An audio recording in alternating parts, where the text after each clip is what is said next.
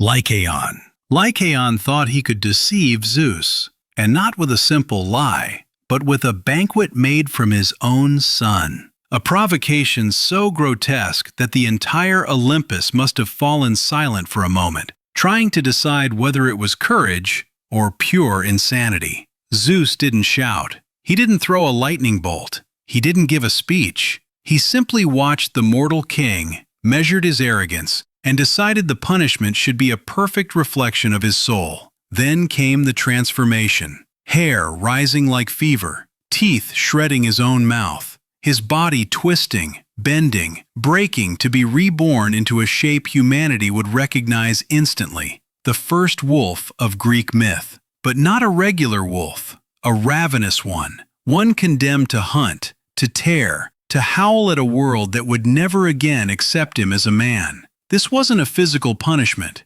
It was existential. Lycaon didn't lose his life. He lost himself, stripped of humanity and thrown into raw instinct, raw meat, and the eternal memory of the crime he tried to hide. The Daughters of Minos. The Daughters of Minos weren't punished with wounds, beasts, or chains. They were punished with something far worse. Their own minds turned inside out. Dionysus, offended by the family, decided to show that a god of ecstasy is also a god of ruin. So he cast upon them a dancing madness, not the kind that frees, but the kind that hollows you out. First came the exaggerated laughter, then joy without reason, and then the fall. Their bodies began to move on their own, twisting to a rhythm no human could follow. Legs burning, chests aching, lungs begging for rest, but the dance continued, their muscles puppets held by madness. They danced until their identity dissolved,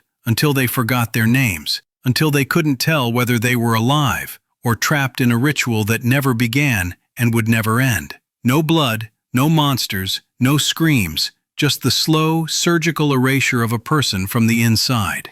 Phineus. Phineus revealed too many secrets, and the gods don't appreciate mortals who speak more than they should. So he received a punishment that didn't take his life, but took everything that makes life bearable. Hunger. Not ordinary hunger. The kind that bites the stomach, shakes the hands, and turns every thought into desperation. And whenever Phineus finally approached a meal, they arrived. The Harpies. Half-woman, half-bird creatures made of someone else's starvation. Every meal played out the same way. Phineus reached out, food finally within grasp, and in an instant, the Harpies dove, shredded, devoured, smeared everything, leaving only filthy, inedible scraps behind. Then came the screams, not from the monsters, but from Phineus, begging for a taste while they laughed with beaks stained by what should have fed him. Eternity of almost eating, eternity of almost living, a mouth always closed and always empty.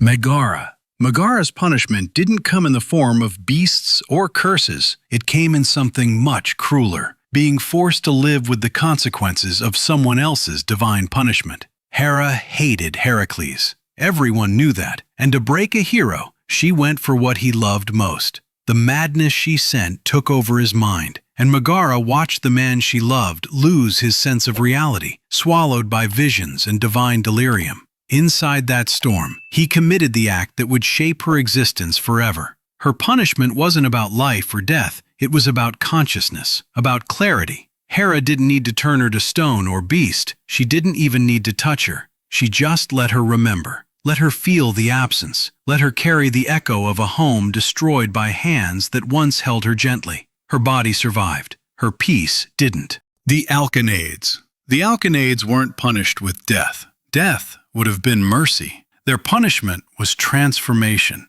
and the consciousness that came with it. They interfered in divine will, and for that, wings tore from their backs, feathers sprouted like open wounds, fingers stretched into talons, their faces sharpening into predatory beaks. They became hawks, but they remained aware. They felt the urge to hunt even when they didn't want to. They felt the thrill of killing while knowing it was no longer human. The punishment wasn't becoming monsters. It was living as monsters, knowing they were never meant to be. Every flight, every kill, every flap of their wings was a reminder, not of a crime, but of a deity who decided their humanity was optional. Erisichthon.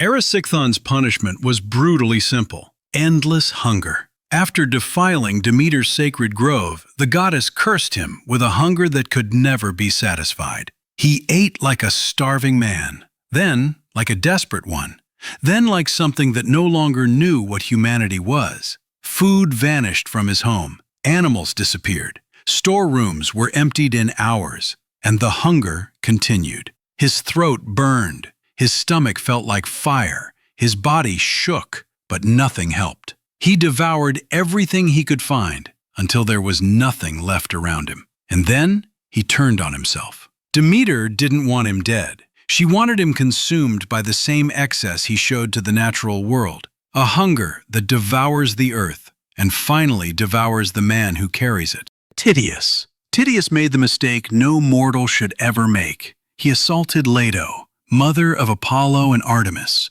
and that meant he wasn't just punished. He was made an example. First, he was struck down, then bound, then stretched across the underworld, his body covering 9 full acres, helpless and exposed. And then came the vultures, 2 titanic beasts, eyes glowing with hunger, diving into his body. They didn't nibble. They didn't tear small pieces. They plunged straight into his organs, ripping out huge chunks of flesh. And when they finished, his liver grew back, whole, fresh, ready to be eaten again. Pain renewed, horror renewed, forever. Tityus wasn't punished with death. He was punished with the impossibility of dying. Orion. Orion believed he was the greatest hunter alive. And maybe he was, strong enough to impress gods, arrogant enough to offend them. Depending on the myth, he challenged Artemis, boasted too loudly, or made the fatal mistake of saying he could hunt every animal on earth, a mortal declaring war on creation itself. The gods answered with a scorpion, small compared to Orion, deadly enough to end him. But his real punishment began after death. Instead of letting him rest, reincarnate, or vanish, the gods turned him into a constellation. At first, it looks like honor, but look again. Constellations don't move, don't choose, don't ever change. He became eternal, but eternally still. Visible every night, yet forever unreachable. Praised by humans, trapped by gods. A golden prison, a shining cage. See in the next video, Operational Intelligence. The first level is the ground floor where everything begins, the quiet foundation of success. It's the intelligence of pure execution, the person who isn't thinking about strategy, isn't thinking about the future, isn't thinking about impact.